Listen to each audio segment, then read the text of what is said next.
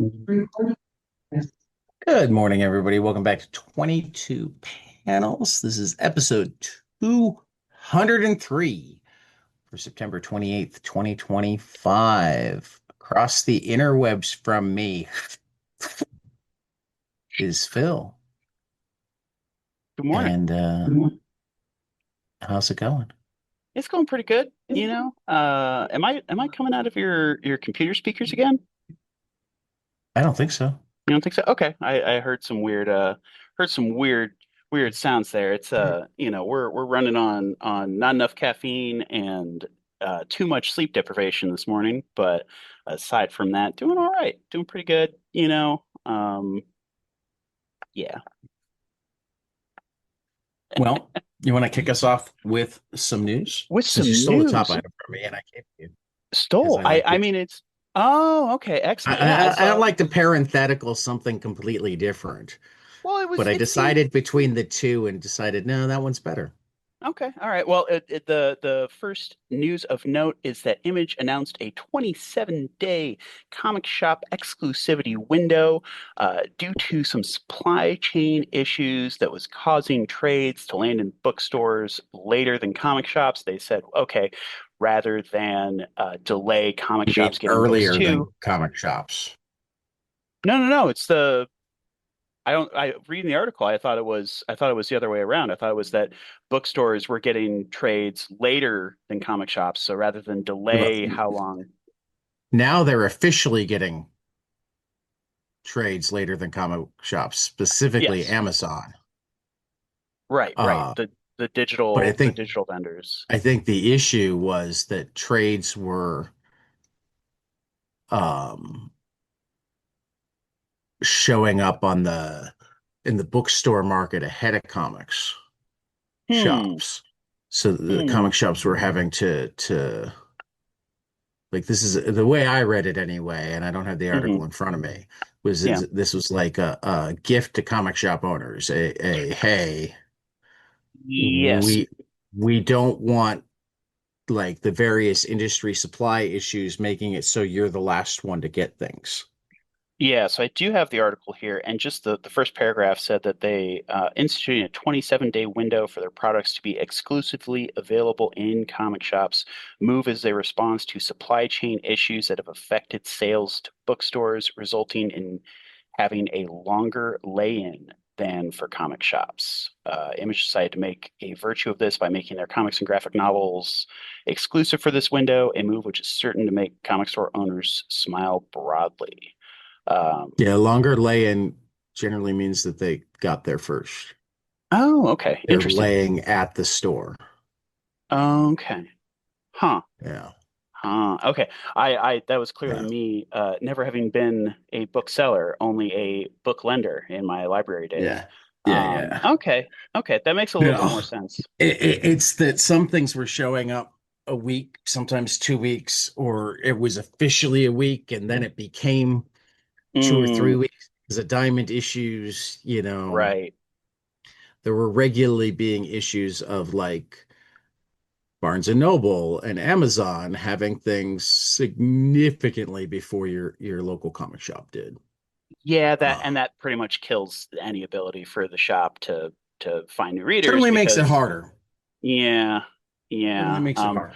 That was the gist I pulled out of the article was that hey, this window is going to give comic shops the chance to be the forerunners of the comic industry is already people who are I view the industry as like kind of the collective R&D of media, and kind of the forerunners ahead of their time fans, the people looking for the Kind next of, big but thing. I mean, to be fair, um,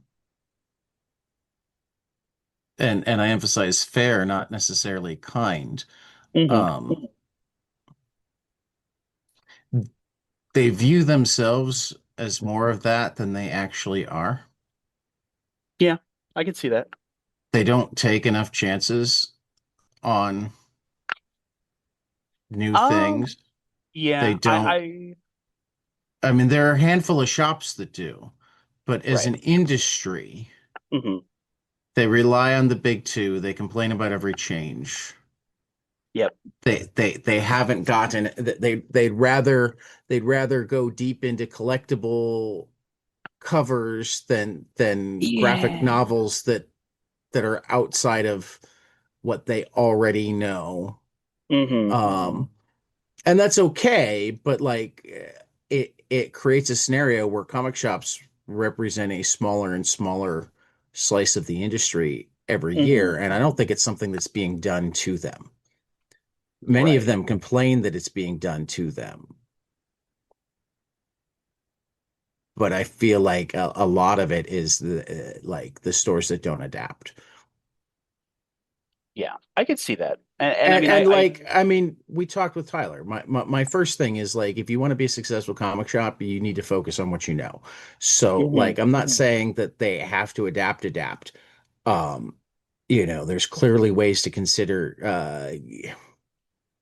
still doing well on what you know, but like then turning around and complaining that publishers are doing things that sell but not to your market when you haven't done anything to broaden your market.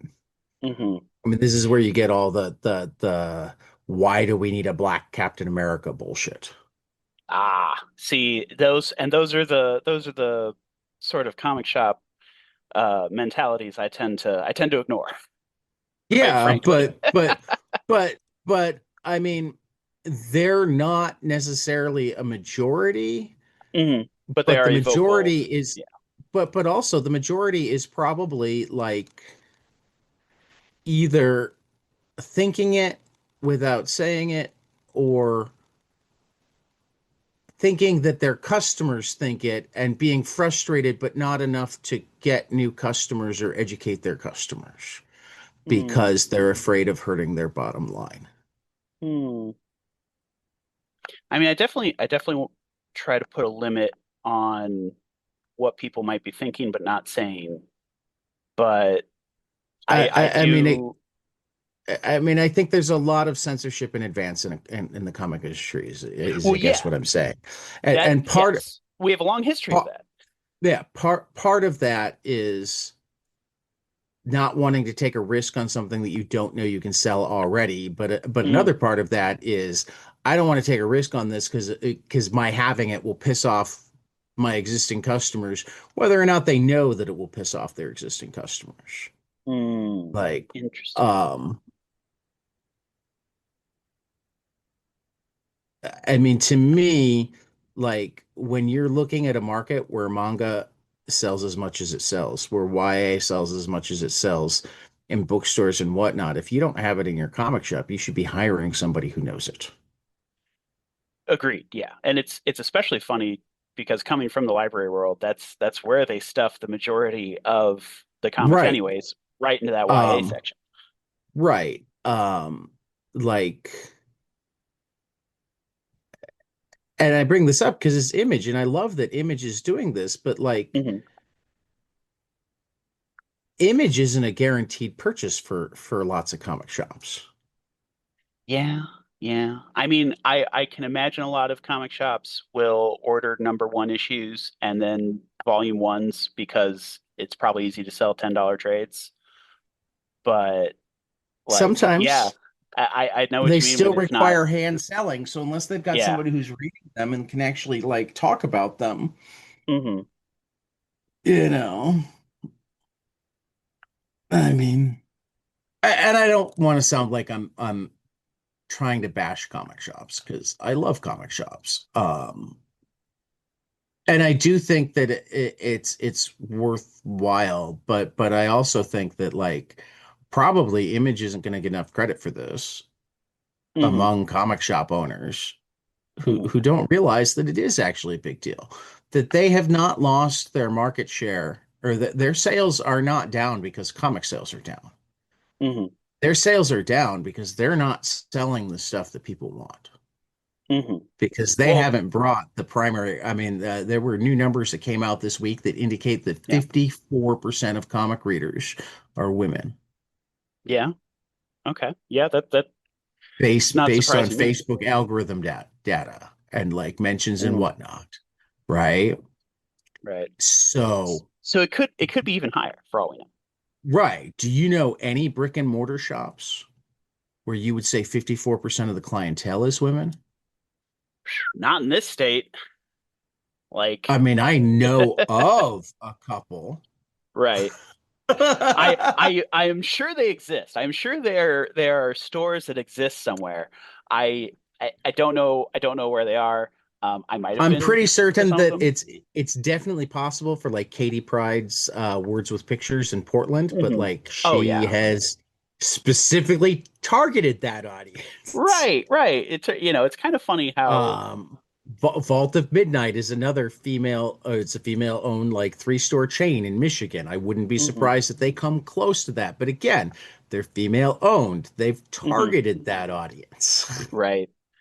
That's really funny. I would be willing to bet that Challengers has at least 35 to 40% of its customers as women, but Uh-huh. like Dal and Patrick have taken YA stuff and graphic novels very seriously for more than a decade. hmm hmm Like they carry the weekly comics because they have to, and they don't do back issues. Okay, yeah. Yeah, they probably have a smaller space because yeah, that's tough to back Well, part issues of it's they have a can believe. smaller space, and part of it is that they decided that they wanted more graphic novels. Okay.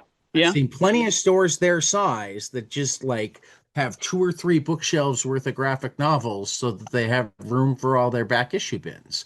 Mm. And like at Challengers, they have like a dozen short boxes of back issues. By back issues, it's like we marked them down to half off, which is our cost because we needed to get them off the new shelves, Wow. Yeah, right? that's Um, and they have like three times the graphic novel selection of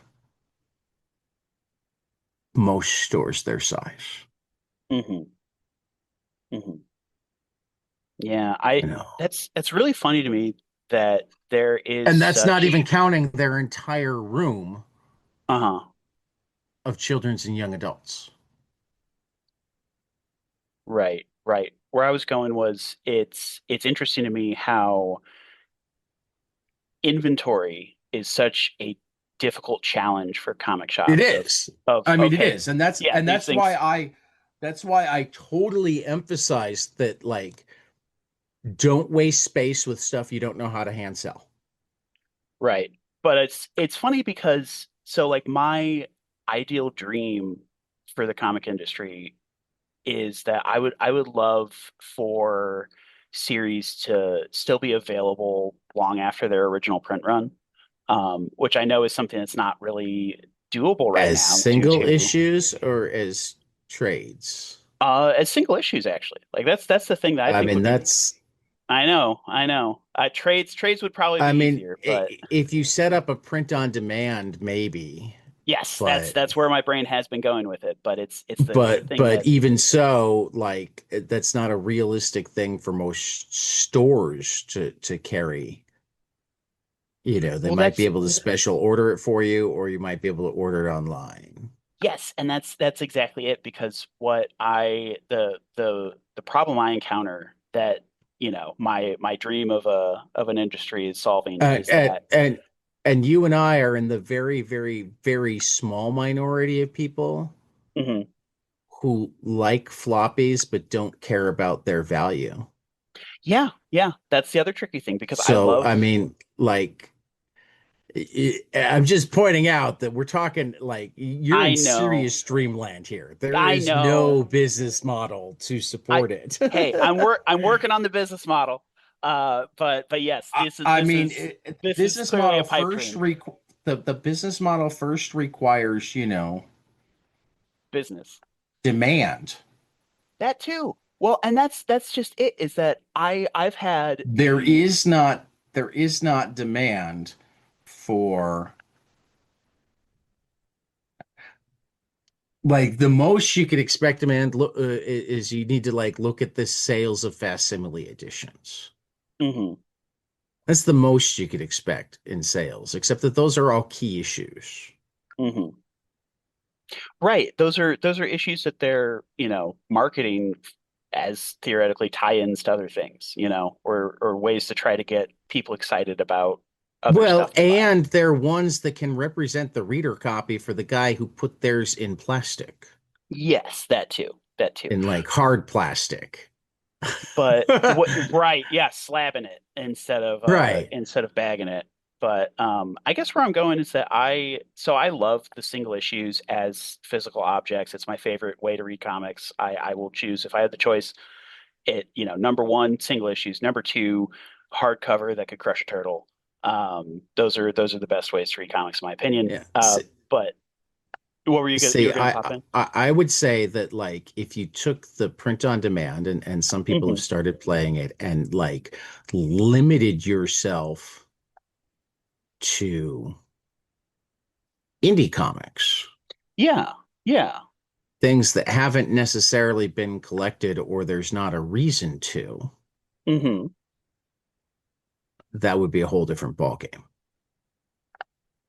But I Right. think like reprinting Saga #1 as anything other than an image first dollar intro issue, and Okay. certainly reprinting like Saga #5 or Saga #50, just I Yeah. mean, eh, And that's where I think, admittedly, that's where my dream is going, is the ability to plug in those holes in the collection of something like that. yeah, But I see now how that gets in the way of the people who view slabbing comics as an investment, and that's just silly to me.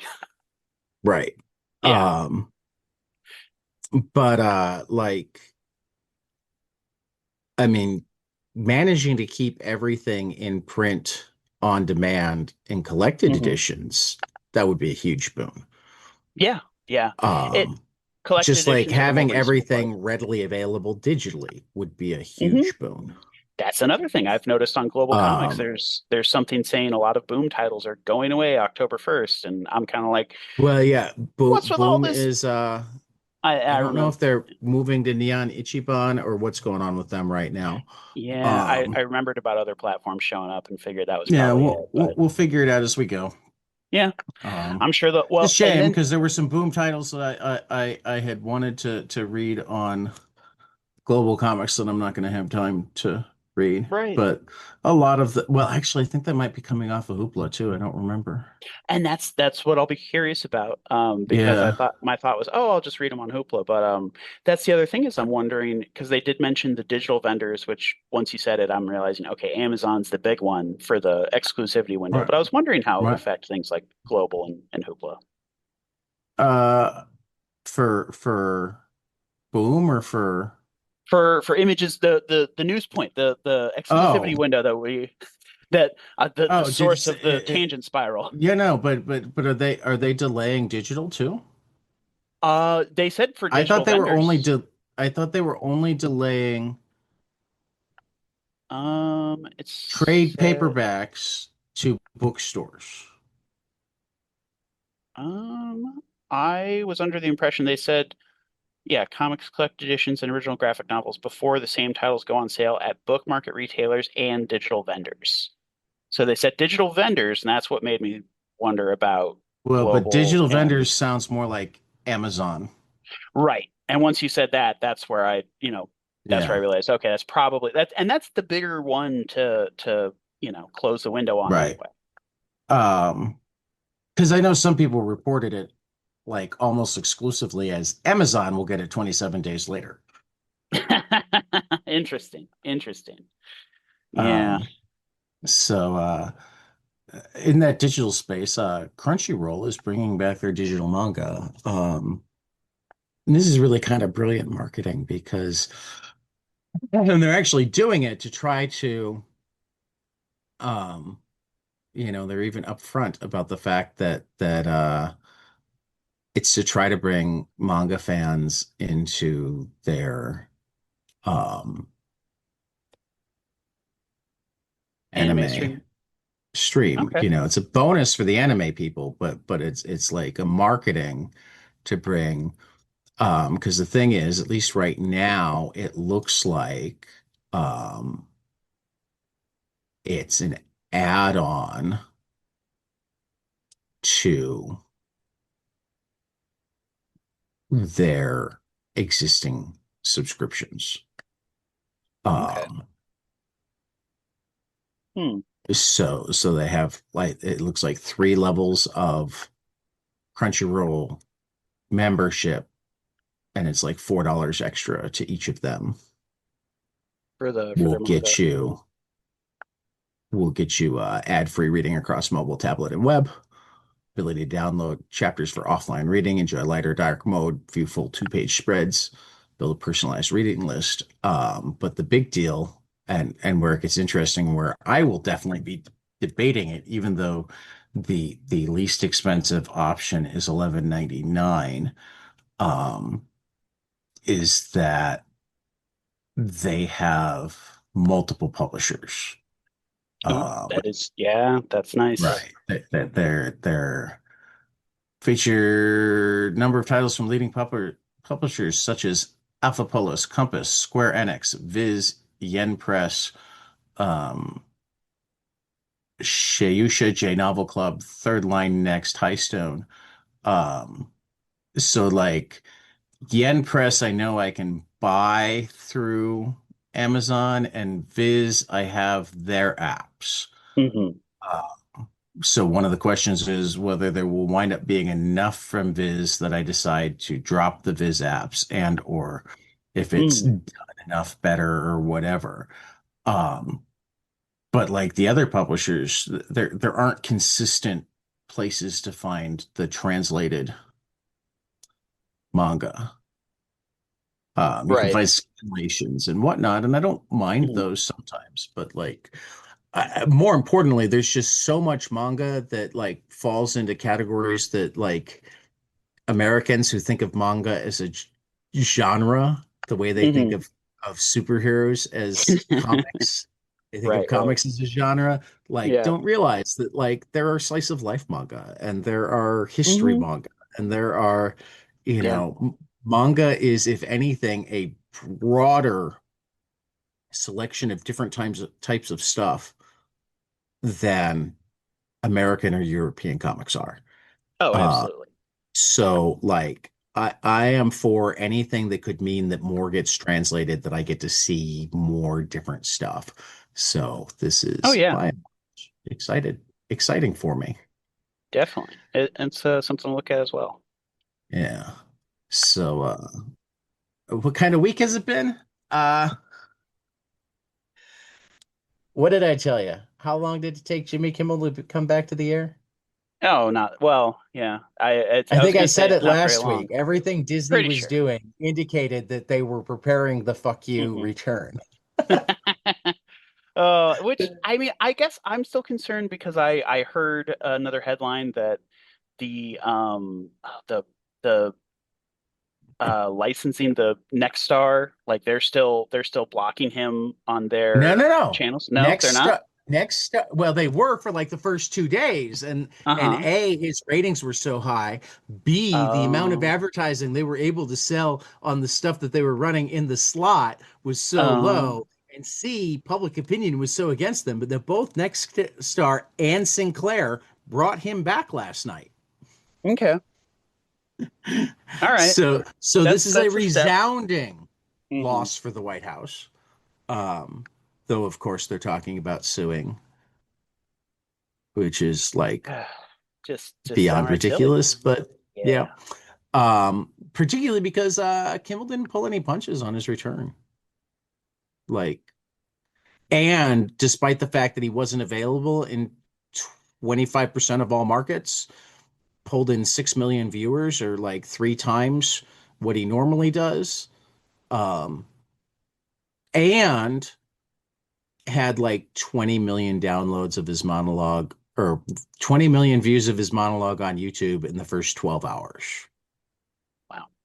So, That's you uh, said so it was 6 million watching him live and then 20 million within six I hours. mean, some of them were, I don't know if they played it live. I know that Hmm. like when I logged on after the Bendis book club, it Hmm. had already been up for 41 minutes, and I don't feel like it was 41 minutes after he would have done it live, so I'm not certain that they didn't stream it live and then have it Oh, immediately interesting. available. I see, I see, I see. Yeah. But Yeah, and I but mean yeah, that's an interesting thing is that I mean that could create an I don't know. I was about to speculate wildly about ways to avoid um how do you say the draconian cudgel that is coming from DC. I, But the oh, from Washington D.C. I yeah, thought you meant yeah, DC yeah, yeah. Comics for a second. No, no, no, no, no, no. We weren't on comics at that moment. I just they did have the highest profile comics one that you and I are kind of on hmm opposite sides of, but like that's also where I sit back and like look at what she said and look at what Jimmy Kimmel said, and if you can't see the difference, then like I need to take you back to school. No, I, and that's just it. Is I can there is a difference. I just fall on that in the face of fascism. I hope something that is slightly. I wouldn't say that, and I don't want to hear that, but I'll defend it from fascism. Well, no, I will defend it from fascism. She shouldn't go to jail for it. Oh yeah, yeah. Nobody should, I no government entity should pressure her publisher. Like it would have been totally hmm different to me if the people calling for her firing hmm had been government employees, not fucking Comicsgate people. That's a good distinction. It's definitely a good distinction. And Because I'm not, because you know, Comicsgate people, as much as I don't like them, hmm also have First Amendment privileges. They do, they Whereas do. whereas the government, when they're calling for silencing, is violating the First Amendment. Well, and this is where I I go back and forth on this in that, and you know, in that I feel like hate speech shouldn't be protected, you know. But then you have to Um, manage to define hate speech. yeah, and I think that is definable, but yeah, unfortunately, it's a definition that Is calling somebody a people Nazi hate speech? no, Do, because it do you think people on the right would agree with you? no, and that's part of the problem. So yeah, I get why it's difficult. Again, me with the dreams. Yeah, but like, I mean, in some ways, and I don't want to fall too far down this rabbit hole, in some ways, that dream hmm is dreaming of your own private, nice authoritarianism, where everybody thinks Um, like you do and talks like you do. Not necessarily to an extreme, but like there are certain things that you just can't really have both ways. If you want to be able to say the things that they view as hate speech, then they get to say the things that you view as hate speech. I Now, think that's a false equivalency. now let me finish. Um, what you listen to, what you just and like this is where Facebook is different from a government. hmm Facebook has no obligations to free speech, Right, just like you have no obligations to be on Facebook. right. Um, so if Facebook is Yet. deciding, well, but if there becomes an obligation, then it becomes a different thing. Yeah. Um, like, uh, is it a false equivalency?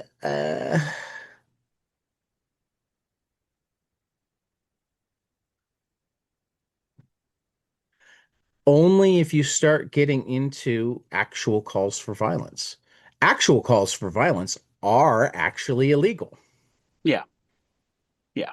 So if I'm saying you're a Nazi, but not saying hmm kill all Nazis, hmm um, I haven't broken any laws. Whereas if you're saying hmm uh, all liberals are dogs and we need to kill them, hmm you have calling all liberals dogs Yeah, yeah, yeah. not illegal. Sure. We need to kill them. starts to get really close to the line depending on what happens next. And that's where I think that that's, yeah, I mean, I'm not an expert in free speech, but yeah, the I don't thing think that I am that's most upset about in terms of uh all of the crimes that Donald Trump didn't get tried for hmm. is he incited violence on January 6th. Oh There's yeah. no doubt in my mind Oh yeah. that if he doesn't say the words, let's march to the Capitol, Yeah. that doesn't happen. Yeah. Yeah, that's a bad one. And that's But where the illegality is the not calling Mike Pence a coward, but sure. saying, let's march to the Capitol and fight like hell. And also when there are people calling for Mike Pence to be hung, he says, "Oh well," you know. And that's Also, not yeah. not actually illegal. I know it's a because he didn't I say feel do like it. yeah, but I feel like and this is one of the things that makes this so difficult for me is that it gets to the postmodern enthymeme of the things that you are not saying are meant to be taken more with more meaning than the things that you are saying, and that's what makes I all, get that, but that's when you also wind up with an even more unbalanced legal system. I yeah. want to hold power accountable. I think it's important that we hold power accountable, but I also think that it's if you're ever going to hold power accountable, it's a dangerous slope to go down to hold them more accountable. Like you couldn't be Hmm. put in prison for not immediately responding on Twitter. No, Sure. don't hang Mike Pence. Right. Because I don't have the authority in either direction to, Right, yeah. And that's I right. guess that's the part of it that is I guess I feel like there should be more limitations and stricter consequences for people in power who say those things that can be taken dangerously, I mean regardless of whether they're that's a literal and different thing, explicit but or those not. need to be specific laws, not just Yeah. Yeah. I mean writing laws Hmm. about our legislatures, I think is a worthwhile thing. For that matter, arguing that they're like it's not a free speech violation for your employer to say that you're not allowed to participate in this, that, or the other thing. For that Right. matter, government employees have restrictions on what political activity they can be involved in, right? Hmm. So I Hmm. think an argument can be made that it's not even a free speech violation to limit the speech of elected officials because um, they can choose not to be elected officials. Hmm. But that's a much bigger conversation for another time, and Yeah. like Yeah, I can feel one worth myself having branching out in other directions. because Yeah. but like one of the things that I do think about a lot is like we I desperately anytime I find myself thinking something that I'm like, oh, I could see them thinking of this about me. I try to realize that like maybe it's the problem is thinking of that as a solution, not whose side you're on. Wait, one more time. I feel like I lost that in the gap. Okay. Anytime I start thinking about a solution that I Hmm. then go, oh, I could see them wanting to do that to liberals. Mm. It's like, okay, maybe the problem is with the solution, Well, no, and not the okay, sides. no, so this is where to sort of pull back is that no, I think that part of the problem here is that Republicans have been both acting and arguing in bad faith for so Oh, long absolutely.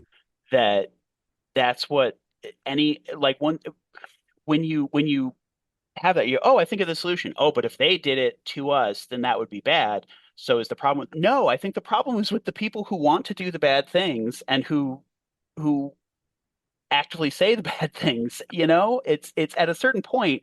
I, I I don't think you can keep looking at the fascist death cult and saying, but they have a right to believe it. No, I don't I think the didn't say they fascist had a death right cult to should be. believe it. Uh, Well, then, but by positing I said that, it's not illegal okay, okay, and okay, can't be.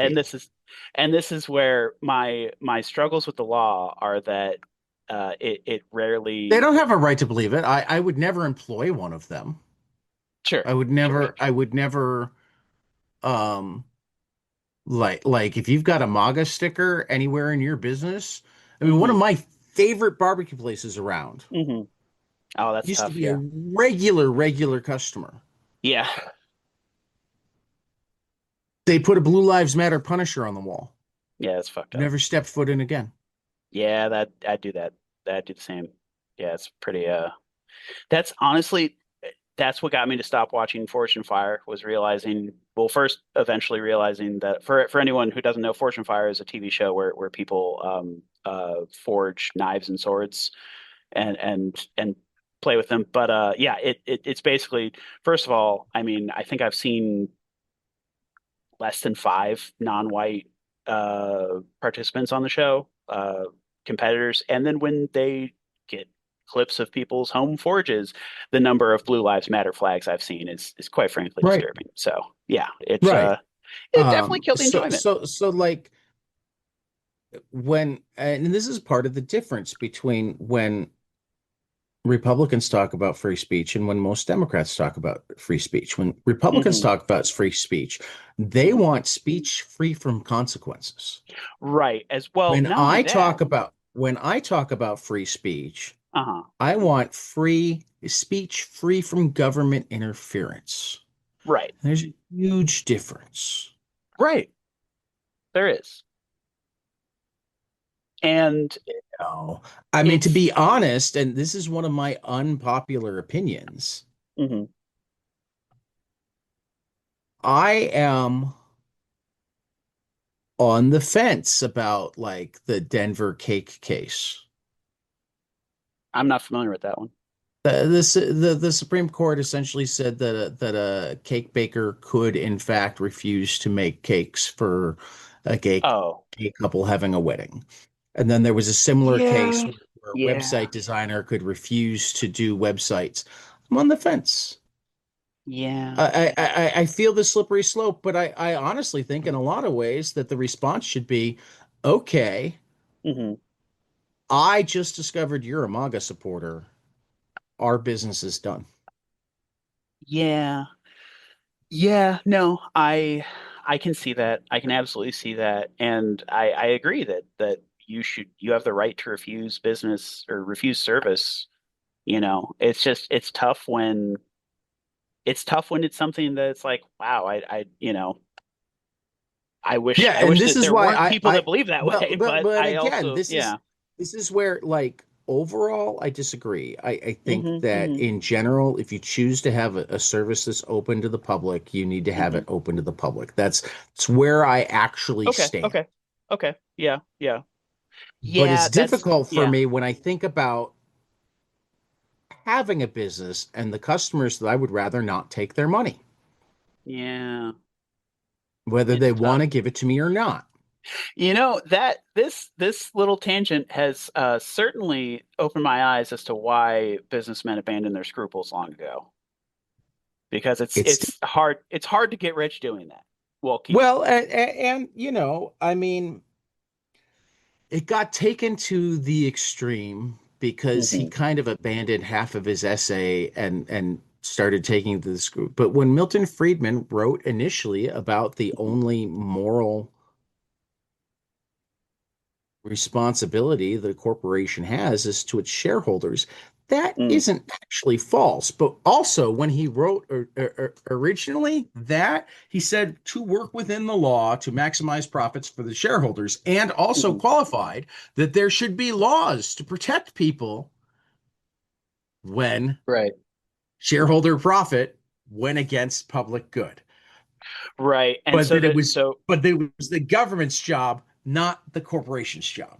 to bridge the gap of what's going on in my mind, because this is a Lazarus week, is that I think that the world is already being, effectively controlled by businesses, and so Yep. we as a public need to reframe our thinking of what they should be allowed to do and not do, and we should start Yeah. looking at them and expecting more of them from them along the lines of what we expect from government, because that's what they No, are. Whether, well, hold on, we I'm should saying that start that expecting more from government because they're the only people who can force businesses to I, change. I half agree with that. What I'm trying to say is I'm trying to be descriptive of what corporations are doing. I'm saying that we have Right. to look at them like governments because that's what they're doing, not because that's what we want them to be. I agree that I wish that government could step in and say, no, businesses, get back in line. We're going to start regulating. We're going to Well, and start I'm doing just things. saying that's the only instrument of the people that has enough power to step in. I mean, I still insist that anybody who thinks that like them dropping Disney Plus had Mhm. anything to do with the decision that Disney made to bring Kimmel back is Only dreaming. only if they informed Disney that that was explicitly why they were canceling Disney Plus. Yeah, I don't That's the even think only that way. It's the only I way don't there even think that might played in the there. decision. I don't know, but I'm saying that's the only way that it might play into the decision and it might affect things and change Yeah, things, I'm because if just you saying just that cancel it. I mean, like I said last Hmm. week, I fully think that they'd gamed it out. They knew how many Hmm. subscriptions they were. They knew what the backlash was going to be. And they also knew that it wasn't going to be for long because they were working on playing the administration. And they were taking the risk that it was going to be cheaper to play the administration this way, even Hmm. losing what. Because here's the thing: if you Yeah. have you re-upped your Disney Plus? No, I didn't cancel it because of this. I canceled it well before Well, this. but that's my point exactly. Hmm. Is like the second they made the decision, they were losing X number of dollars. Period. Right. So it's how do we make it back? And part of how they made it back is they like blew his ratings through the roof. Hmm. They made him much must watch. You know, how much are they charging for ads now? I mean, they even won the battle against their two biggest distributors. Hmm. We're the only ones actually in danger to begin with. Oh, interesting. Yeah. There's no Disney doesn't own transponder licenses. And like there's no law that allows the FCC to go after cable or internet. Hmm. Hmm. You know, it would have been a Yeah. massive. I mean, it was an overreach already, but it would have been a ridiculously massive overreach to actually go after Disney. Hmm. You know, Yeah. um, yeah, which is why, rather than going after Disney, they indicted Jim Comey, Jim Comey. Is that FBI wait, hold on. director, the one he Yeah, I was fired. getting there. It took me a second to get there. Okay. Yeah, Yeah, that seems mind like. you, mind you, the Trump appointed district attorney or U.S. attorney in the Virginia district Mhm. refused to indict and therefore was forced to resign, which made it so everybody else in the office wrote a letter saying that there wasn't enough evidence to indict to hand to the new interim district attorney, one of Trump's real estate lawyers who has no experience as a prosecutor whatsoever, to say, hey, there is not a case here. Mhm. She indicted anyway. Mhm. Grand jury actually turned down one, so she only got two of the three that she asked for. Wow. Um, and like particularly the fact that her entire staff, the people who like actually investigated this, said that there's no there, um, means that not only are they likely to lose in court, but like sanctions are entirely possible to the people who are involved. Mm. Um, And go figure, she's the only one with a name on who signed the indictment. Hmm. A two-page indictment. Indictments for this sort of thing are generally many pages and actually explain like the evidence and like they're what we call walking indictments. You can go look at the walking indictment of the retention of classified materials at Mar-a-Lago, or the walking indictment of uh,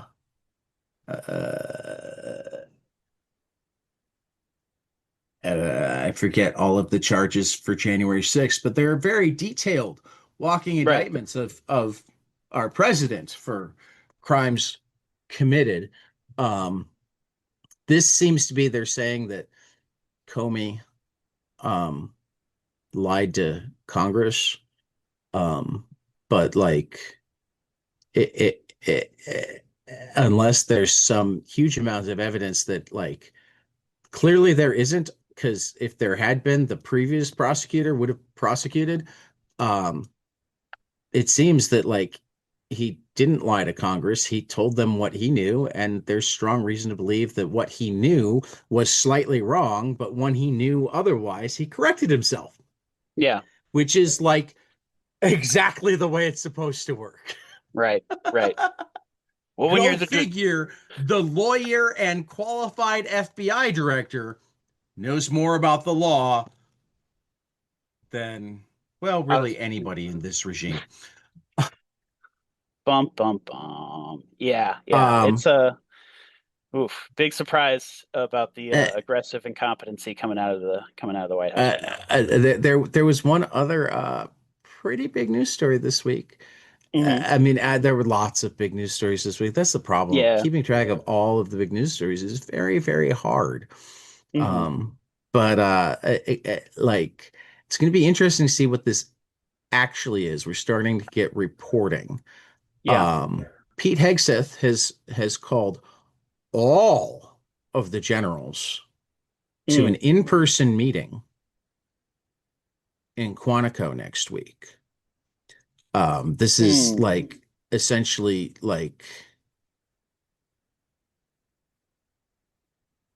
I mean, I don't like all that he but said that. unheard of, all but Yeah. unheard of to like, Oh I mean, no. the cost of just creating the transportation rather than doing secure Yeah. video calls, whatnot, putting them all at one place, Oh taking them God. away from their duties, blah blah blah. It's like not something that gets done.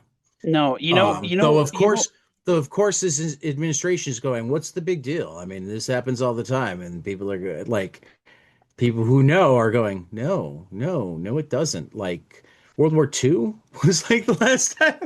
right? I was gonna say this quote unquote happens all the time when you only know about the military through fucking Hollywood movies like Platoon and Patton. Right, right. Um, so it's further come out that apparently it's just to instill a greater warrior ethos, Oh, which I mean, I guess that would be, it's the worst use of the word ethos I've heard in a minute. but I suppose that would be like better than firing them all. See, Um, what I'm worried about is that but he's getting them together to play Risk, to look at a map of the world with a bunch of toys on it and say, all right, what can we go blow up? What can we I justify mean, there's fighting? that possibility too. I mean, the other big story this week was the the stalled escalator at the UN that like put the president and first lady in danger because they could have fallen over, or and because they had to walk upstairs. That's a Uh, such a brave escalator. um, that the UN is saying was actually the kill switch was hit by his own cameraman. Love it. Um, but the press secretary went on Fox News to say that she was like personally going to hold everybody accountable. And it's like you understand that you're a press secretary, not a law enforcement official. Under whose authority? And she'd say Right. the president of the United But States. It'd be but like, that's not how that works. Jesse Waters also suggested that we bomb the UN. Ugh. So like So, among things that Fox News has managed to say without anybody being taken off the air, you have Jesse Waters saying bomb the UN, and you had what's his name, the idiot on the morning show, like the same day that Kimmel got suspended, suggested uh involuntary lethal injection for homeless people. So this is where ultimately it comes back to my struggles against the law are that it rarely has anything to do with what is actually good and right, and especially so when it's being used by people like this. So it's what I'm saying, I guess what I'm getting back to is that when you say, oh, you imagine a solution, but then you imagine it being misused by the right, I guess what I'm trying to say is that like I don't think there's any set of laws I'm not talking about that misuse by the right. I'm talking uh about used properly by the right. use prop. Okay, okay. But even then, I mean, is because that that's the thing is how do you write a law where that you can't be enforced decide that selectively? what? I said that can't be enforced selectively. You can't. Right. That's my You point. can't. Okay. That's my Okay. point. Okay. Okay. I Which means that misunderstood you your need point then. which means that you need to write laws about things where even when selectively enforced, they're not going to be. I mean, like a murder law. Hmm.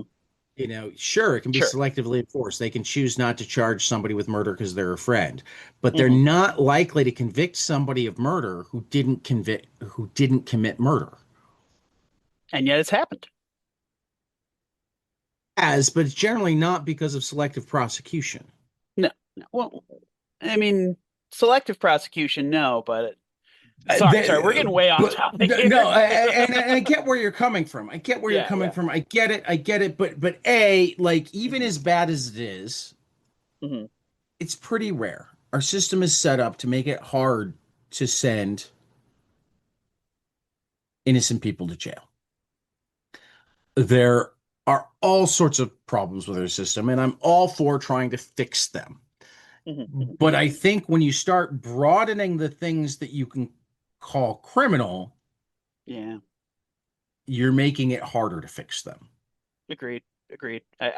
One of my things is I think that there are probably a lot of laws we should remove, and like, Yeah.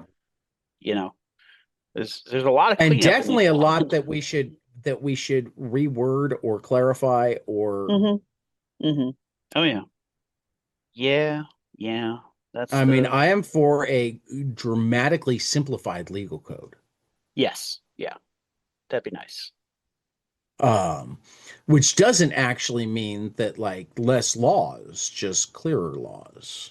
Right. Yeah, that's another huge thing of the clarity of language to be understood by lay people as opposed to legal experts, and, language that is easily understood and not open to interpretation, But like the right but to but bear arms. that's also a difficult thing to do, but it's an even It more is. difficult thing to do if you're adding to it. I want to somehow be able to stop this sort of speech, but not that sort of speech.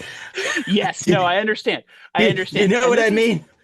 this is This where is where where I'm a big as picture guy. yeah, and this is where I And point out that's really what I meant is when I yeah. look at it and I'm like, this causes more big picture problems than it could Okay, yeah, yeah. possibly solve on a micro level. I see This that now. sounds I great on a see that now. micro level and Yeah. causes massive issues on a macro level.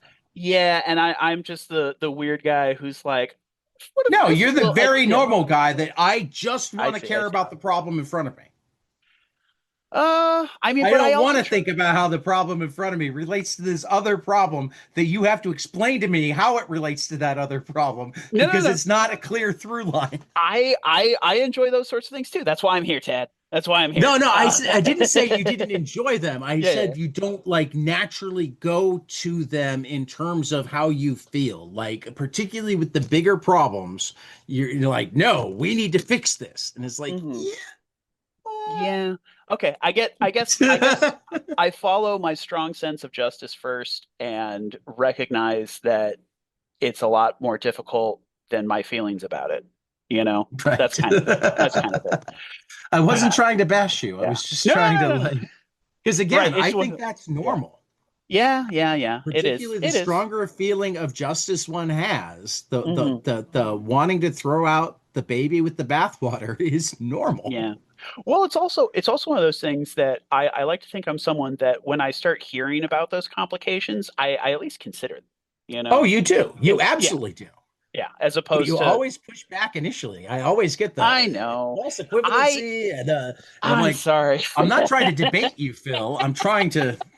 But I'm trying to debate me. I'm trying to You debate me. are, and you've watched too many young debaters. That's funny. Well, it's more like I've been a young debater for too long. That too. And because that's the thing is I don't watch a ton of like political debate issues because I want to Because participate because in it.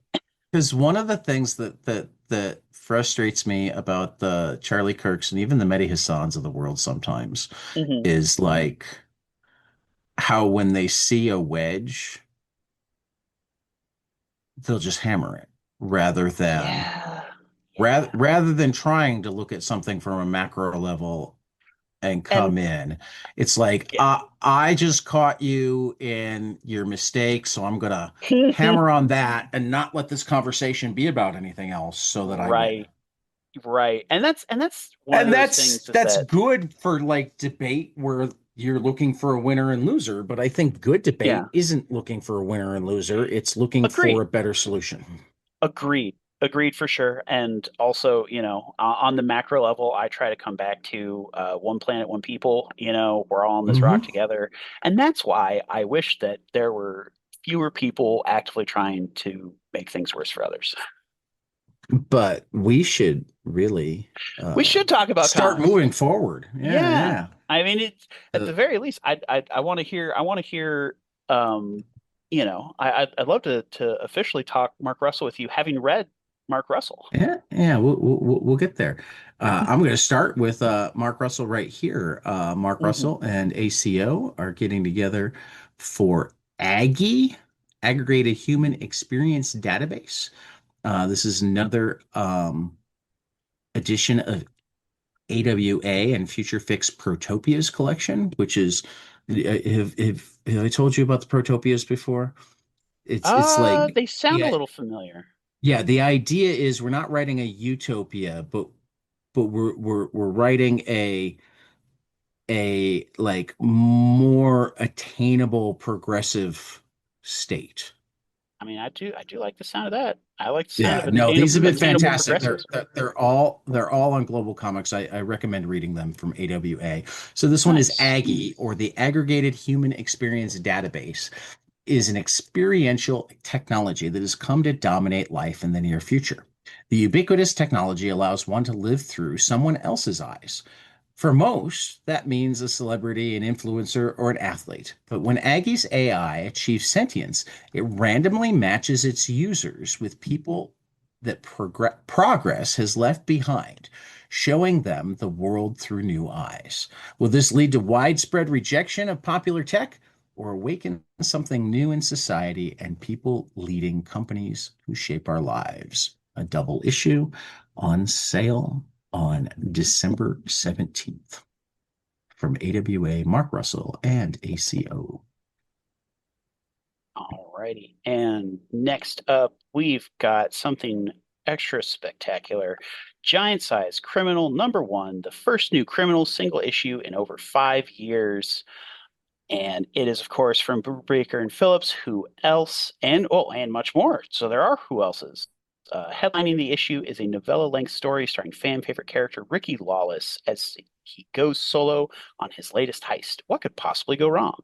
But that's just the beginning, as you'll also get a criminal tabletop RPG module written by Kieran Gillen, illustrated by Sean Phillips, behind-the-scenes insight into the Criminal TV series from showrunner Brubaker himself, and a fully illustrated guide to the world of Criminal and its key characters. This giant-sized Criminal one-shot is the perfect entry point for new readers, and just in time for Christmas. It's an even better stocking stuffer for the die-hard Brubaker and Phillips fan in your life.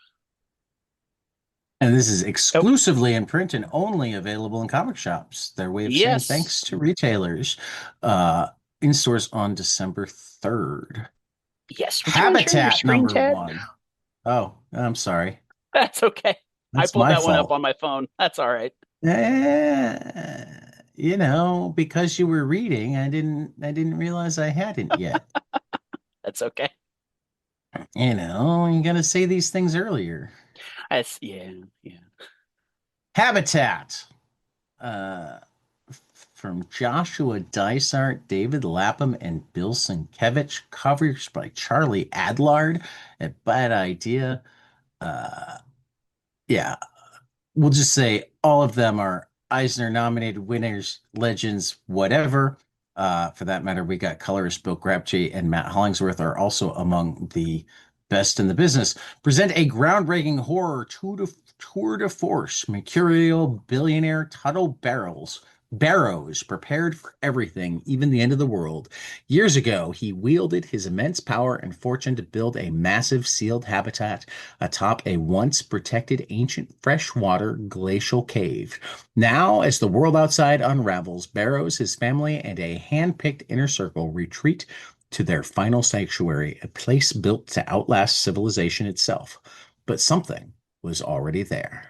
Beneath layers of ice in the ancient freshwater vault, a long dormant danger lurks. While hallucinations twist their reality and violence spreads like a fever, they must descend deeper or risk their last refuge becoming a tomb. In stores on December 10th. That idea continues to just do amazing, amazing work. And this Yeah, looks that sounds. so good. Oh yeah, yeah. That is a cavalcade of legends for sure. Yeah. All right, next up we've got Our Soot-Stained Heart, #1 from Joni Haig and Stipian Morian from Mad Cave. The Coalition is a city of wonder in the deep north, but it is ruled by the cruel Governor Glass and his factory lords. Coal is the lifeline of the city, and for honest workers like young Peggy Stones, life can be hard because of the nefarious quota. To get extra coal at the end of the year, you must be bad every day. Peggy's life is thrown into chaos when she is imprisoned and sent into exile, which begins a harrowing journey to the ends of the world to find answers that could change the world. That could change the world. All right. And that is In stores December 10th Indy. from Mad Cave. Yes. Some graphic novels, starting with Calamity Before Jane, from Francois Smoulet's Toon Graphics. Uh, Noah Van Sciver tells us about Calamity Jane, and the stories surrounding her are famous. But this graphic novel for young readers 8 and up is here to tell the story of Martha Jane Canary, a real-life survivor, orphan, and storyteller behind the legend. In 1901, the Pan American Exposition World's Fair was held in Buffalo, New York. Among spectacles like advancements in electricity and new inventions like the X-ray machine is a woman with a story, but not the one you've heard. Calamity Jane's life is shrouded in exaggerations and lies, told to sell a more marketable version of reality. But cartoonist Noah Van Sciver is here to tell the truth. Martha Jane Canary struggled throughout her life, from her childhood as a destitute orphan to her bitter adulthood as she watched the West she loved disappear before her eyes. So yeah, I love Noah Van Sciver's work. I love Calamity Jane, so I am looking forward to this. In stores on December 23rd. All righty. Next up, we have Man Sect, a comic from Koga Shinichi. Humans grow in age. They change, but always we are the same person, the same creature. Not so with insects, whose powers of metamorphosis alter not only their shape and size, but also their very beings. And now, because of one young man's unhealthy obsession with bugs, humans also find themselves transformed into disgusting, decrepit, blood-sucking insect monsters. Published in 1975, Koga Shinichi's Mansect is a shonen horror classic by one of the undisputed masters of the genre, swarming with mesmerizingly gnarly imagery and freakish bioevolutionary speculation. Koga here demonstrates why his name is uttered with the same quivering reverence as horror manga legends Mizuki Shigeru, Umez Kazuo, and Itojunji. Mansect is the third volume of Smudge, a line of vintage horror, occult, and dark fantasy manga curated and translated by award-winning historian Ryan Holmberg in stores December 10th from Civilized books. Uncivilized. That's it. I was going to say Unbound, but yes, Uncivilized. This looks incredible. I'm so glad I picked that one.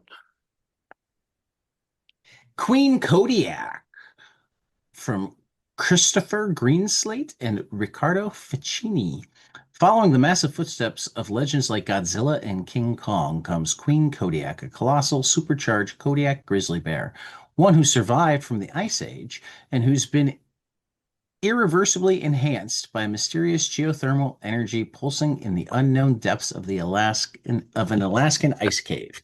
And although Queen Kodiak's been asleep for 1,000 years, melting ice and subsequent tectonic activity has disturbed her hibernation. In her debut graphic novel, she wakes up to find her only cub missing. But as much as we want to meet her and watch her wreck shop on the Pacific Northwest, sorry, Seattle, our story actually centers on Joey Fox, an embattled 17-year-old girl and natural empath who befriends Queen Kodiak's cub after a tectonic shift in her own life, the recent passing of her mother. As a result, Joey's been sent to Alaska's Kodiak Island to live with the man who left them 10 years ago, her state trooper father. In many ways, it's a story about how families survive overwhelming odds. In stores from Mad Cave Maverick on December 10th. Alrighty, and next up we have UFO Mushroom Invasion from Shirakawa Marina. UFOs are one of the world's greatest mysteries, and I hope they stay that way. For the day that aliens reveal themselves may very well become the beginning of the end of life on Earth as we know it. A flying saucer crashes deep in the mountains of Japan. Wary of the hyper-intelligent beings they find inside, the government hides from the public all news of the alien craft, but it's not the strange visitors themselves that they should be afraid of. The real danger is the parasitic spores smuggled aboard. Will Earth survive the UFO mushroom invasion? Originally published in 1976, Shirakawa Marina's UFO Mushroom Invasion is a masterpiece of sci-fi horror. It's going to be in stores December 10th from Uncivilized as well. Also looks awesome, looks incredible. Yeah.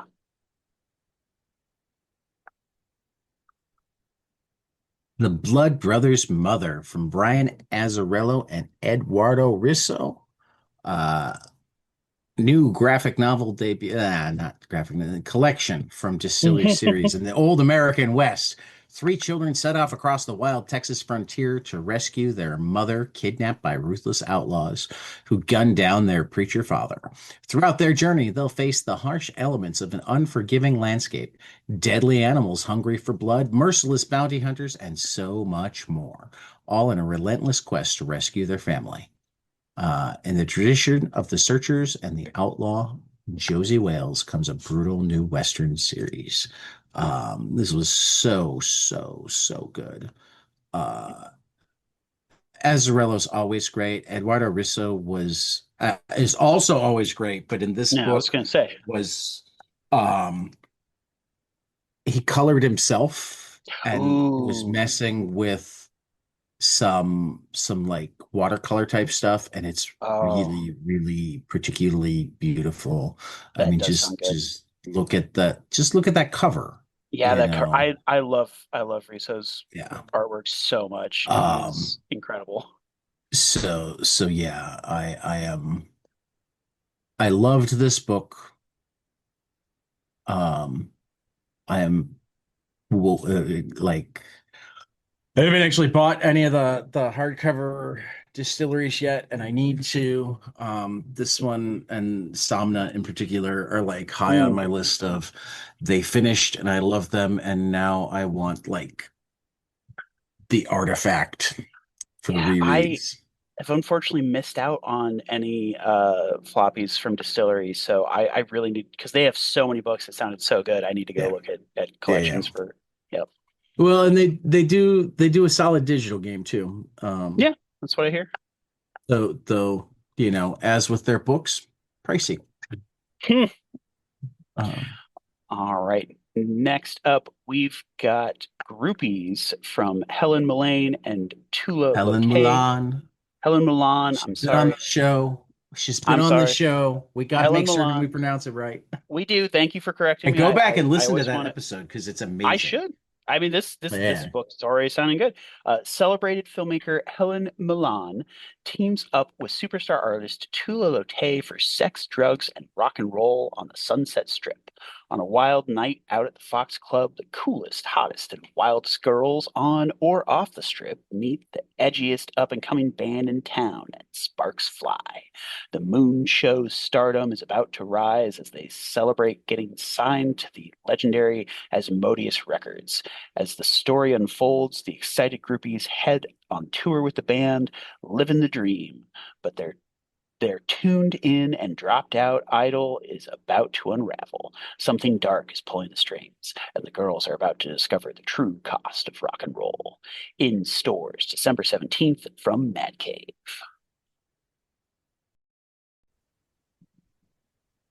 All right. New to order this month, starting with new comic series. We have Aggie, a one shot from Mark Russell, ACO AWA, December 17th. Barbaric, The Long Death, #1 from Michael Morisi and Nathan Gooden at Vault Comics on December 3rd. Black Panther Intergalactic #1 from Victor Lavelle, Stefano Nessi, Marvel Comics, December 17th. Briar, Knight's Terror #1, finally finishing up the series the way he wanted to. Christopher Cantwell and Alex Linz at Boom on December 3rd. Carmen Redclaw, Belly of the Beast #1. Ray Allen, Mike Mignola, Dark Horse, January 7th. Donald Duck, #1, The Golden Pineapple from Gorm Transgard, Peter Snaberg, Joe Torsiva, Thad Komorowski, Giorgio Cavazzano, and Marco Rota at Fantagraphics on December 10th. Drumsticks of Doom #1. John Westhoff, Dan Doherty, Part-Time Comics, December 3rd. Giant Size Criminal, #1 from Ed Brubaker and Sean Phillips at Image on December 3rd. Habitat #1 from Joshua Dysart, David Lapham, Bill Sienkiewicz, Bad Idea, December 10th. New Space Age from Kenny Porter and Mike Becker at Mad Cave on December 17th. Our Soot Stained Heart #1. Joni Haig, Stipian Morian, Mad Cave, December 10th. Shiver Suspense Stories Volume 2, Issue 2, Something 2, another one shot from E.C. Oni, from David Bohr, Melissa Flores, George Northy, Ben H. Winters, Sammy Cavella, Dan McDade, and more, coming on December 10th. Trigger Warning, A Strangers in Paradise story. One shot from Terry Moore, Abstract Studio, December 3rd. And Kyle Starks returns with Wrestle Heist #1 from Image Comics on December 17th. Phil, how about the graphic novels in the new catalog? Kicking it off, we've got All the Living from Roman Muradov, Fantagraphics, December 3rd. Calamity Before Jane from Noah Van Sciver at Toon Books on December 23rd. Charles Chaplin, The Funniest Man in the World, Seymour Chwast, Steve Brower, Fantagraphics, December 3rd. The Dragons of Paris from Joanne Sfar and Tony Sandoval from Oni Magnetic on December 3rd. The Exile, Eric Keek, Uncivilized, December 10th. The Final Symphony, a Beethoven anthology from Brandon Montclair, Frank Marafino, Jarrett Williams, Dave Chisholm, Louisa Russo, Alice Mckay Lee, Shane White, Ryan Kelly, Leanda Kangas, and more from Z2 on December 10th. The Magnificent Adventure, The Perils of Giuseppe Bergman, Milo Manera, Fantagraphics, December 3rd.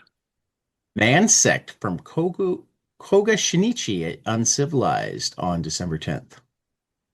Mid-State, Volume 1, from Lee Louridge, Mark Chatter, Mad Cave, December 17th. Queen Kodiak from Christopher Greenslate and Riccardo Ficini at Maverick Mad Cave on December 10th.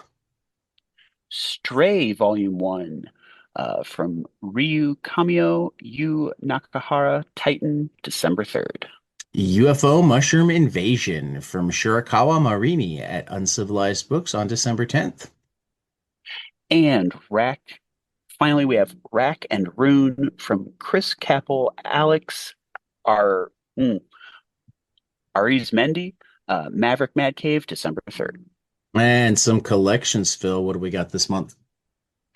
We've got the Blood Brothers Mother, Brian Azzarello, Eduardo Riso, Distillery, January 20th. Blue Palo Verde from Ray Fox and Ramonti at Mad Cave on December 3rd. Dogmatics and the Indomitables, 3-in-1, Volume 1, Yves Colon, Matthew Choquette, Jerome Erbin, Hervé Benedetti, Nicholas Robin, Michael Colon, Simon Lecoq, Oliver Serrano, Marine Lachinaud, Philippe Fenesh, Jean Bastiem, David Etienne, from Paper Cuts, December 7th. I'm so sorry for all those names I butchered. You don't speak French? What? Oh, Fire not and enough. Ice When Hell Freezes Over from Joanne Sterer and Stephen Byrne at DC Comics on January 27th. Far Down Below from friends of the show, Chris Condon and JJ Shaw, Mad Cave, December 24th. The Future Is Volume 1, Black Mountain from Fred Van Lente, Ennio Buffi, and Mario D'Alessandro from Recca on December 10th. Groupies from Helen Mullane and Tula Lotte at Mad Cave, December Helen 17th. Milan and Tula Lotte. Milan and Lotte. Milan and Lotte. Thank you. Helen of Windhorn Deluxe Edition from Tom King and Bilkis Evely from Dark Horse on February 24th. Crypto, The Last Dog of Krypton from Ryan North, Mike Norton, DC, February 10th. I Was a Fashion School Serial Killer from Doug Wagner and Daniel Hilliard and Michelle Madsen Image Comics on December 3rd. The Pale Knight from Peter Milligan, Val Rodriguez, Mad Cave, December 24th. The Smythes by Ray Irvin, edited by R. Kikwo Johnson and Dash Shaw, with an introduction from Caitlin McGurk on from New York Review Comics on December 9th. This Ends Tonight from Jerry Dugan, Robert Wyndham, Kelvin Mao, Jay Lee, June Chung, Image Comics, December 24th. Resurrection Man Quantum Karma from Ram V and Anand R.K. at DC Comics on January 20th.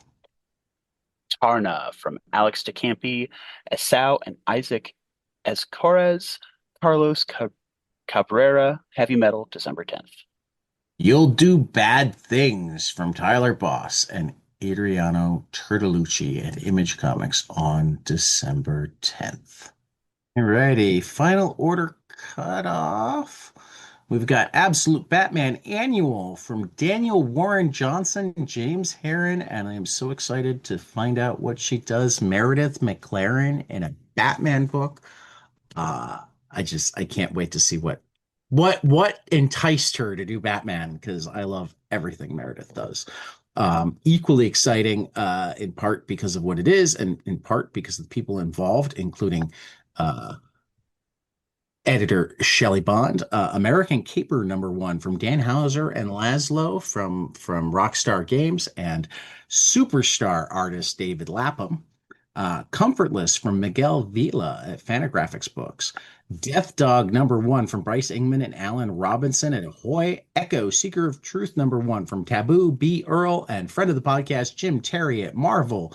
Galactic #1 from Kurt Piles and Amilcar Pena at Distillery. I think it's actually Lovers and Haters. Love and Rockets book from Hilbert Hernandez at Fantagraphics on November 12th. I love Beto's work. Can't wait to have nice hardcover. I've read it all because this is all like collected from Love and Rockets, but I like the hardcovers. Ordained #1 from Robert Venditti and Trevor Harsine at Bad Idea. The Past is a Grotesque Animal from Tommy Parrish at Fantagraphics. poem strip from Dino Buzzati, translated by Marina Harsh at New York Review Comics. I love it when we've got comics and poetry put together. So I'm very much looking forward to that one. And Shadows of the Sea from Kathy Malkasian at Fantagraphics. I love Kathy's work. I got to read an advanced reader of this one. It is so good. In stores November 5th. Crowdfunding right now for by the time this will go up on the 28th. So by the time this goes up for a couple more days, Sci-Fi Worlds of Juan Jimenez graphic novel box set from Juan Jimenez and Alien Books will be on Kickstarter until October 1st.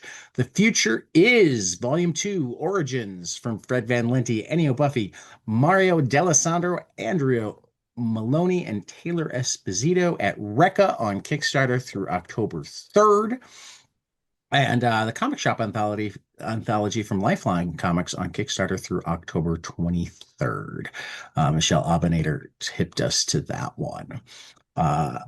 My three amazing books this week. I always feel a little bit bad when they wind up being the ones that I hoped would be spectacular, and they did, but they were in a slightly different order. Um, Kid Maroon keeps the top spot. Christopher Cantwell, Victor Santos, Vault Comics. I don't know what happened at Vault that made all of this take so long to come out and switched it from single issue to trade paperback. I imagine it had to do with getting paid by Diamond, that sort of thing, but this Mm. was fucking great. This might be Cant or right now, this could be Cantwell's masterpiece. Um, I love this book on so many levels. It's not even funny. It was an examination of childhood. It was an examination of trauma, of society, of like so much, but woven into like Dick Tracy meets Dennis the Menace. That's still such a good mashup. Oh, Um, I don't even I need to read this book multiple more times. And I so desperately wanted to get like full on hardcover treatment. It originally had many variant covers lined up that were beautiful. I want them to be added into a deluxe edition. People need to go buy this to convince hardcover or Vault that it's worth releasing again. How about that? So they can buy it again and give their soft cover copies away to some friend that needs to get into it. I just checked it out on Hoopla now. I think So good. I'm gonna give it a read. So You've good. sold me. Yeah. Far down below, number 5, Green Arrow, number 28, and News from the Fallout, number 4, all from Chris Condon with Gege Shaw, Montos, and Jeffrey Allen Love at Mad Cave DC and Image, respectively. It turns out that like having the trifecta and nailing it on all three issues was able to knock Chris up above Lazarus number 4 from Greg Rucka and Michael Lark at Image, which was very, very good, but kind of felt like a transitional issue, which is why I almost slid Beneath the Trees Where Nobody Sees Rite of Spring number 3 in instead. Debated. Um, the Phantom number 1 was also very good. Quick Stops Volume 3, number 2 was also very good. Um, yeah, there were many good books this week, but those are my three. So, Phil, let's take a walk. Yay, I'm walking here. All right. I also picked up Lazarus Fall number 4. I haven't sat down to read it yet. It was a bit of a whirlwind week for What the me. fuck is I wrong know. with you?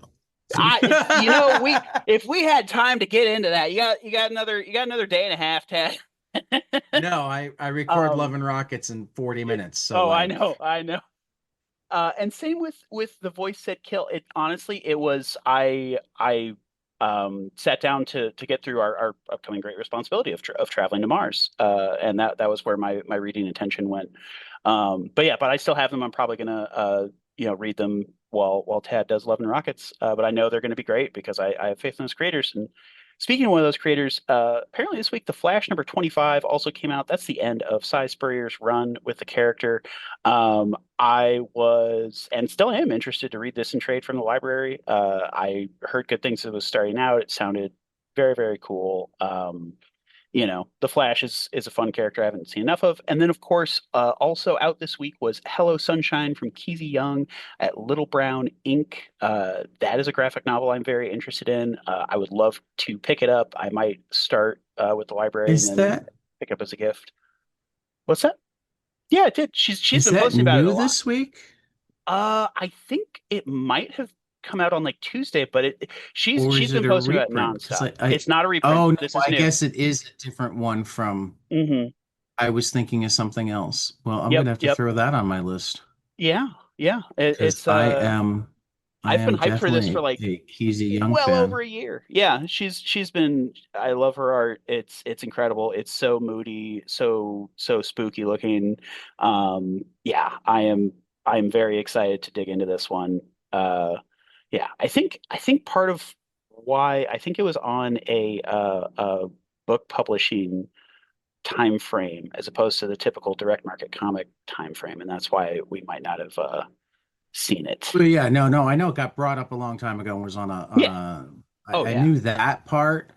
Um, I just I think I got it confused with one of her Oh yeah. Was it oh I I have a I have I'm blanking on the name. I'm feeling downright. give me a second. It might be Yeah, sunflowers. I think so. I was gonna say sunflowers, and then Yeah. I was like, no, that feels wrong. I know there's sunflowers on the cover, but I don't know if it's actually sunflowers. And um Yeah, because Taproot mm, I've read, and I think Sunflowers is the other one. mhm. Um, I will say that A, I just bought the Kindle edition, and B, it is the number one seller in teen, young adult, mystery, and detective comics and graphic novels at the Woo-hoo! moment. Congrats. Yeah. I mean, it's warranted. It's like I said, I've been looking forward to this book for over a year. I'm definitely going to dig into it. And number four in teen, young adult paranormal comics, and number 10 in teen, young adult fiction on depression and mental health.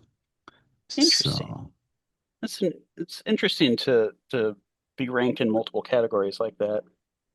well, I mean, one of the things that Amazon does is it puts you in all sorts of catalog categories to help have a higher Mm, rank.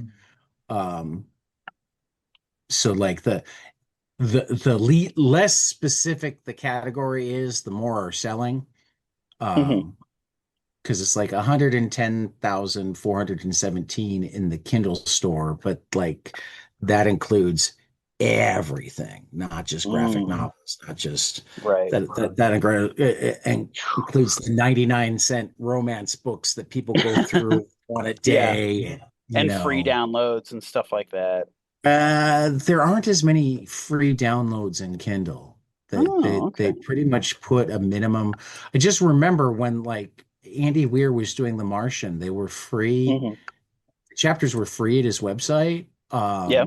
But enough people wanted to be able to read them in the Kindle. He's like, they won't let me make them less than 99 cents a piece. Like you can have them free here. And they like say, people were like, we don't care. We have no problem paying you. And it's easier to read if we can download it to the Kindle. Okay. Um, and that's how he became a Kindle bestseller. Just $1 at a time. Right. Um, so I didn't get any One Piece read this week. And I I also wanted to.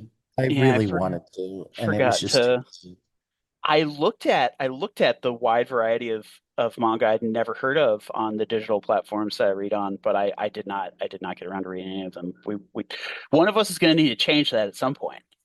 yeah, one of these days. One of these days. I'm headed to Milwaukee for milk today, and Oh, I need to read I need to milk read that. for some reason I'm like, oh, that feels like milk and cake are an interesting pairing of Yeah, cons named after yeah, food yeah. I don't think that it's an go accident. together. Yeah. Um, Okay. uh, and I have to read Jonah Hex for tomorrow morning Mm. and the end of Tom King's Batman run for tomorrow night, and hopefully the 20 pages that Zach Quaintance sent us for tomorrow afternoon. So, like, I I have wanted to my clarify, reading. is that at 2 or 3? It's a three. 3? Okay, good. I wanted to make sure that I'm not still somehow on East Coast time like I No, no, have no. been It's a three. the past It's a couple. three. I Okay. think initially we talked about two, and then I realized that Kelly had literally put onto our calendar that she wanted help with something until Mm, 2:30. And I'm like, okay. oh, well, if she's putting it on the calendar, then I have to schedule around it. And I shot back to Yeah. Zach, hey. Gotta respect the calendar. Right, exactly. Oh yeah. So traveling to Mars, I mean, speaking of magnum opuses from people who I already love their work, this I love Mark Russell's work, and this is like to me just stands above it. It Mm, it's it still has his humor and um dark satire of capitalism and politics, mhm. uh, while telling an incredibly human story, Oh yeah. even with a couple characters who aren't strictly human. I ended up really, really loving the two robots. Yeah. And I mean and the Um, rovers in general. so uh, I have talked about this book before, including with Mhm. Mark Russell, but this is your first read. So It is. let me It's my get first your read and takes first. my first full Mark Russell. Although I do still need Which I've had that's a problem, dude. I know. I've got gaps. I've got gaps. It happens, but and I'll say that it took me a little bit to get into it. And I think part of that was this was the first instance, you remember the Matt Fractions, oh, first 3 issues or issue 1. I kind of felt that with this. I felt that with this a bit in that the first 3 issues, I felt like, all right, we're we're we're establishing scenes, the plot's coming in kind of slow, we're setting things up. And I think that the reason for that, if I had to guess, has to do with solicitations and pacing, that sort of thing, in that, okay, you have to write solicits for the first 3 issues before any of them have come out. And so then the first time you can't introduce too many new plot elements in that span of time to where you're not overwhelming the reader, especially with this kind of story, because it the back half of it started to mount on twists and complications that became really satisfying for me, and I was very much enjoying. Um, it it was the kind of thing where I and I think part of that might have been because I'd heard little snippets, mentioned before. I think, when they mentioned the Easy Beef Corporation, uh, uh, which is of course fake meat, not even some kind Right, of yeah, not right, even some right. kind of cattle industry, is the one that is now attempting to claim the massive gas reserves under Mars. That again, it's another corporate hell that we have to look forward to potentially. But yeah, so a lot of those things were very interesting. I think part of my initial struggles with it were that I mean, and it's a book that's very much about determinism, and I don't like determinism. I rail against it. I struggle with it. Um, I still have to finish the last few pages, so it's possible he might change my mind about it a little bit, but I mean, it how do you feel uh, Expand. Well, I guess Determinism is enough of a college word that right. even with me kind of knowing what I think you think, Uh-huh.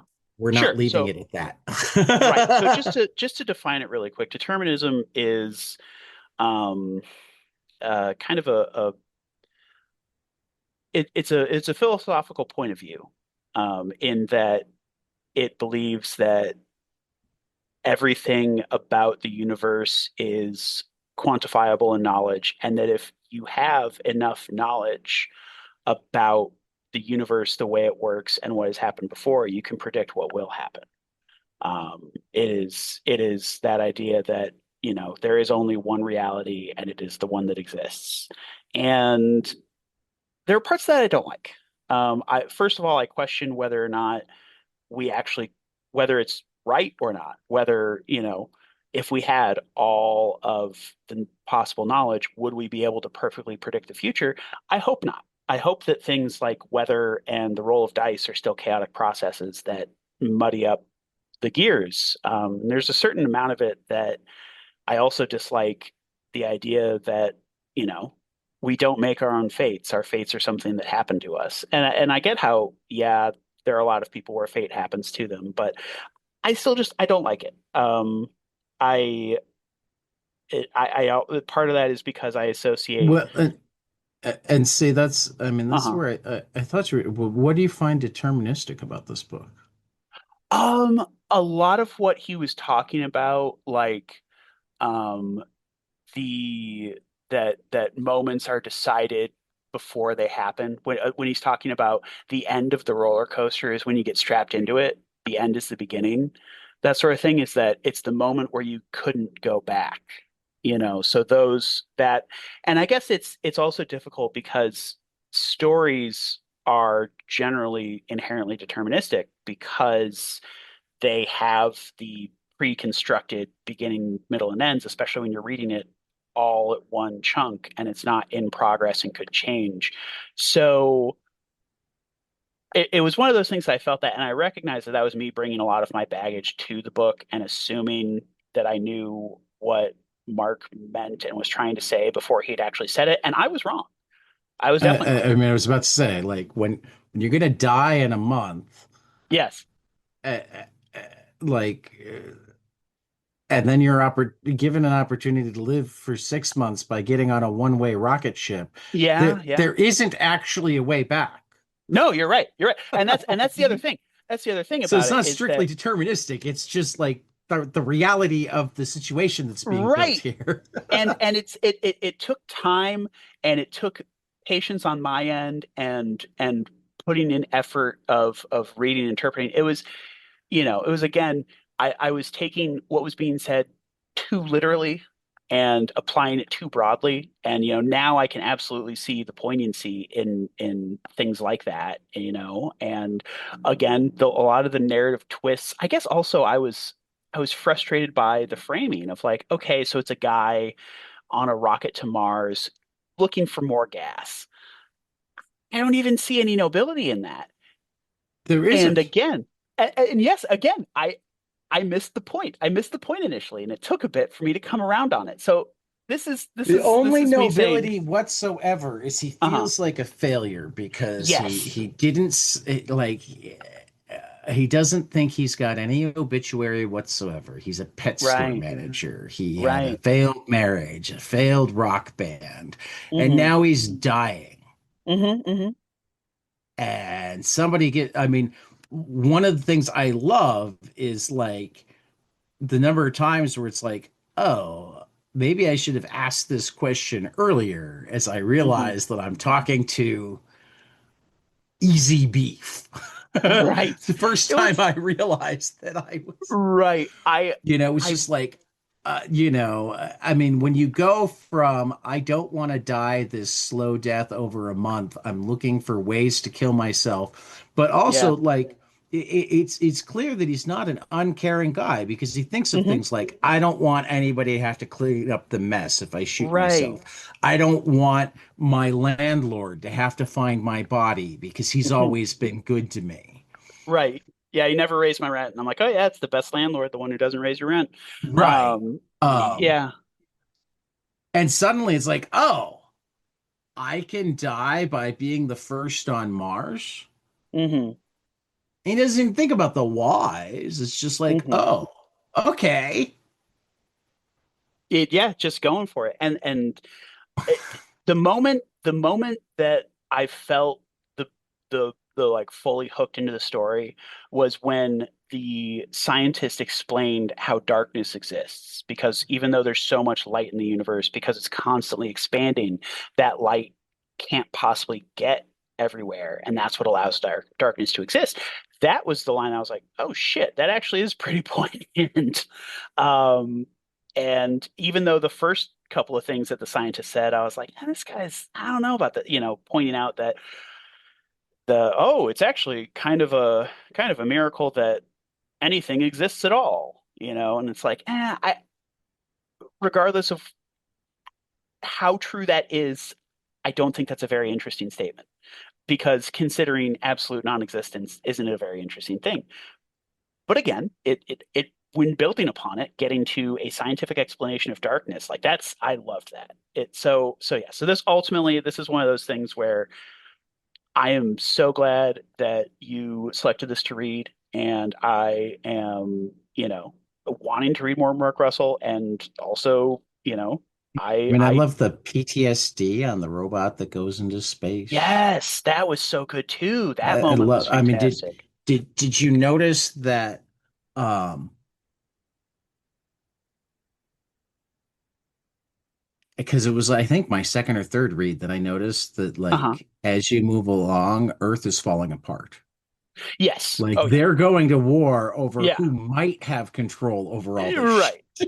Literally, they're okay, this is resources are dwindling. They're now fighting over Right. what little is left and destroying everything they possibly can to increase leverage. So like I should have trusted that okay, no, this is a master satirist who is absolutely going in with that dark knife to the gut. Well, and Um then the because we don't have to be non-spoilery at this point. I'm gonna yeah, like say anybody who hasn't bothered to read this yet, like please if you do. need to pause this episode or jump to the next chapter and come back later, do so because I'm getting spoilery. Oh yeah. Um, like when he finally found the rovers on Oh God. Mars, Yeah. and they're like, "Oh yeah, there's no Yeah, that there's to me. Oh, we just like oh, we were running out of parts and we made it up.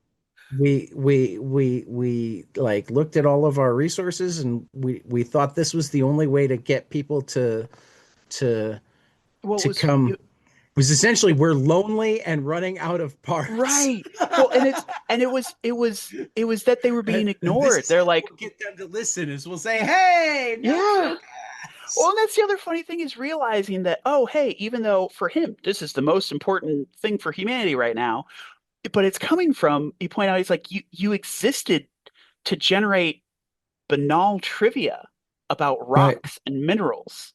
That's one of the most meaningless things to people, which is right. also funny because to me, finances is one of the most deeply meaningless things about human existence. I mean, except when it puts you on the streets. Yes, yes, I mean, it's both yes. it's both like That's the duality of it for sure. It's the right, most important thing, but it is also hollow. right, Yeah, yeah, right. Well, and yeah. that's part of what this really examines is like Oh what's yeah. important in life and what isn't. Like Hmm. what I mean, like when it's like the other companies are like, oh, they got the head start because they found the dying Right. person. That's too hard. We're gonna buy some convicts. Jeez, that was so bleak, but so good. Holy And shit. so real. You Yeah. know, Oh you yeah. know, you know that it would be possible to buy convicts for that. Oh yeah. Yep. And again, they pointed out they're like, well, they weren't concerned with actually getting them there. They were just trying to blow you Stop out him. of space. Yes, Right. to buy them time. So just the sheer scale of cruelty, the activists who lie to him about having found his ex-wife, everything, Not all of the activists. This is another company. oh, right. Yeah, it was another company. It was another company. It It's was another like company. a And then the fact that the Easy Beef people come back and we've got them as they're yeah, holding guns on them. They have something to jeez. tell you. We Yeah, never right. had your wife, Yeah. Oh my gosh. just And in then case we're holding on to them until you get there. and then it also turned out that that the scientists were hiding from him that they had contacted his ex-wife from the beginning and had a Right, letter from her that again right. he didn't get until the day before he was gonna die. Uh-huh. Like, yeah, yeah. It was funny. In the first like two issues, I was like, And I not don't the know about scientists, this. the corporate people. Right. The corporate people, not just the It's scientists, the worth corporate people. making that like It is. very distinct. Yes. And so knowing that you've talked to Mark about this and you've had dinner with Monsieur Russell, Yeah. I'm curious what he believes in. You know, whether he's an atheist or religious or, you I mean, know, he was brought up like not just religious, but like really religious. I can Um, feel that. I can feel that. and I don't think that he's completely abandoned his faith. I don't know that Mm, we've got into it specifically, I mean, I but feel that like, too. but I mean, and these would be worthwhile reads as well. Like if you read, um, God is disappointed in you, which is I his want to. chapter by chapter synopsis of the Bible, That's great. with illustrations by